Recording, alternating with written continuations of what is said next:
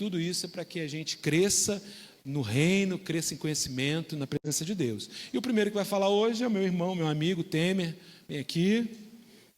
Porque tudo isso é para que a gente cresça no reino, cresça em conhecimento, na presença de Deus. E o primeiro que vai falar hoje é o meu irmão, meu amigo Temer. Vem aqui. Temer. Ganhou um assoviozinho, Temer. Tá ficando... e não é da esposa, foi um assovio meio grosso, né? Vamos fazer uma oração. Foi meio macho demais. Vamos fazer uma oração aqui, colocando diante de Deus as palavras que vão ser ditas. Senhor, nosso Deus, nós te louvamos, Senhor, pelo privilégio de estarmos na tua presença, na tua casa. Te louvamos pela tua palavra, te louvamos porque o Senhor tem feito uma boa obra na vida dos nossos irmãos e a gente tem visto isso, como isso nos fortalece. Receba agora todas as palavras que vão ser ditas, que sejam para a honra e glória do seu santo nome, que a gente aprenda mais de ti e que gerem sementes no nosso coração para que a gente esteja cada vez mais firme na tua presença. É isso que queremos conhecer mais o Senhor, queremos fazer a sua vontade e glorificar a ti, ó Deus. Só isso que nos importa, só isso que nos interessa. Capacita os irmãos e nos dá novamente a revelação do teu evangelho para que a gente possa viver uma vida plena na sua presença. Em nome de Jesus. Amém. Boa noite, igreja. Está muito fraco, não está não? Eu toda vez que subo aqui eu fico nervoso demais. Verdade. Eu controlo a voz para não ficar trêmula. Bom, o Lucas me deu 2 desafios essa noite.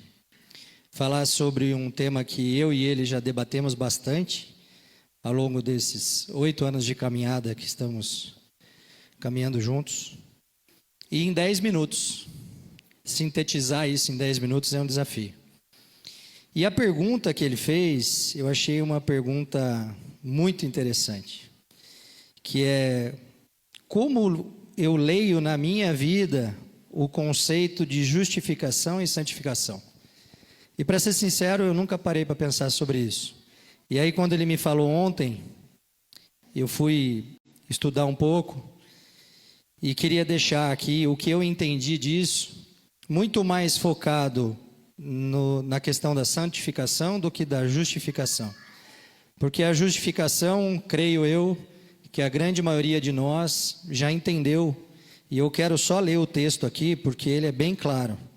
Romanos capítulo 3, versículo 24 até o 28, que diz assim: sendo justificados gratuitamente pela sua graça, pela redenção que há em Cristo Jesus, ao qual Deus propôs para propiciação pela fé no seu sangue, para demonstrar a sua justiça, pela remissão dos pecados dantes cometidos, sob a paciência de Deus, para a demonstração da sua justiça, neste tempo presente, para que ele seja justo e justificador daquele que tem fé em Jesus. Onde está logo a vanglória? É excluída. Por qual lei? Das obras? Não, mas pela lei da fé. Concluímos, pois, que o homem é justificado pela fé sem as obras da lei. Parece que é um versículo autoexplicativo. Pela graça, mediante a fé, em Cristo Jesus. Um dom gratuito de Deus, um favor imerecido.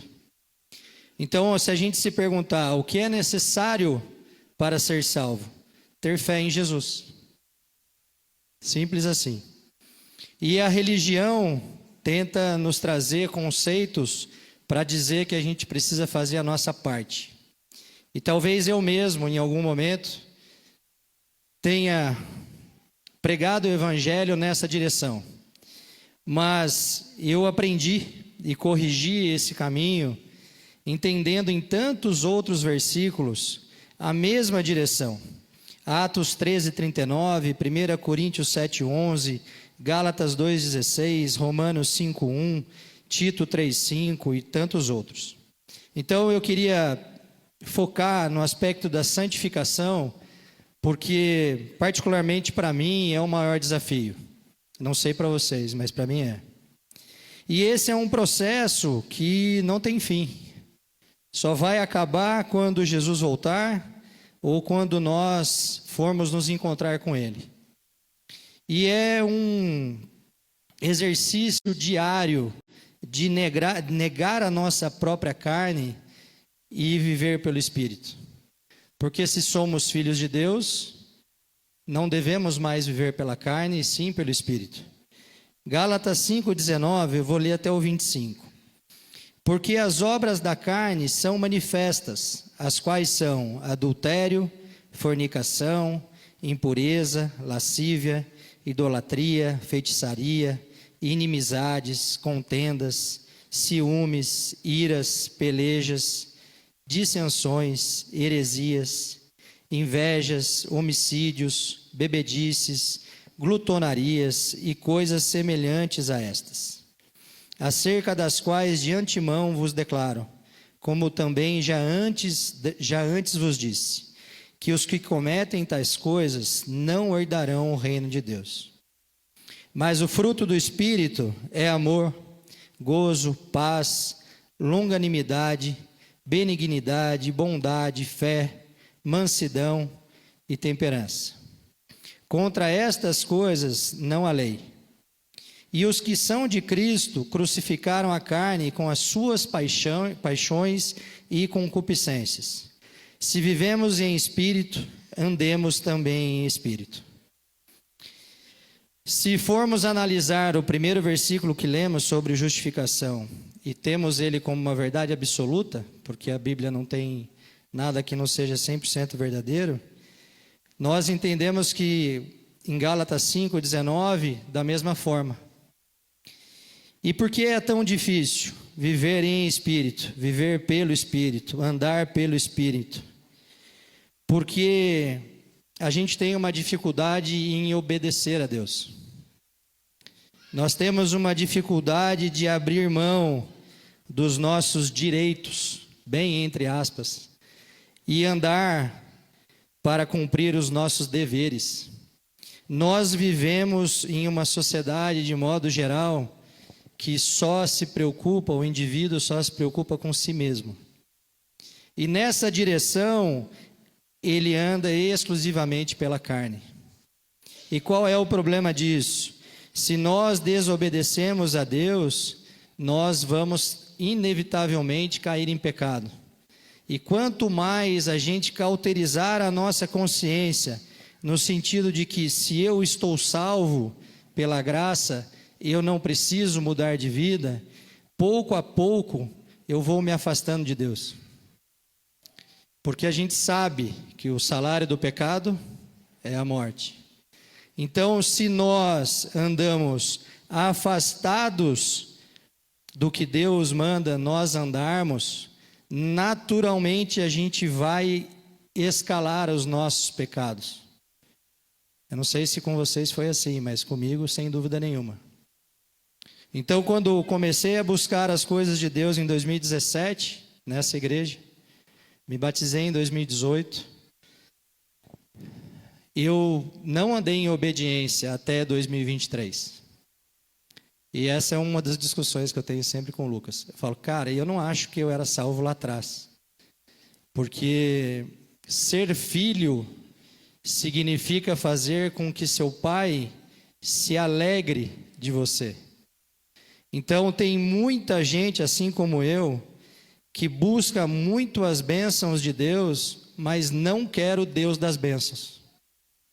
Então ele começa a selecionar os versículos que ele acha que está tudo bem e os que ele acha que não está tudo bem.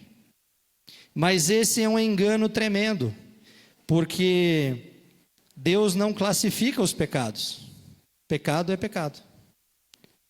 E à medida que eu estou em pecado, cauterizei a minha mente e não saio desse caminho mau, progressivamente eu vou me afastando das coisas de Deus, a minha fé vai esfriando e a gente vai entrando num lugar de apostasia, que o Lucas não quer que eu fale sobre isso, não é discussão doutrinária. E a gente estudando a Bíblia, e eu falo muito sobre isso, tanto lá na praça como nas clínicas de recuperação, a gente entende que a escala do comprometimento da nossa parte em relação à santificação ela é à medida que você vai permanecendo, ela vai escalando. Quem está entendendo?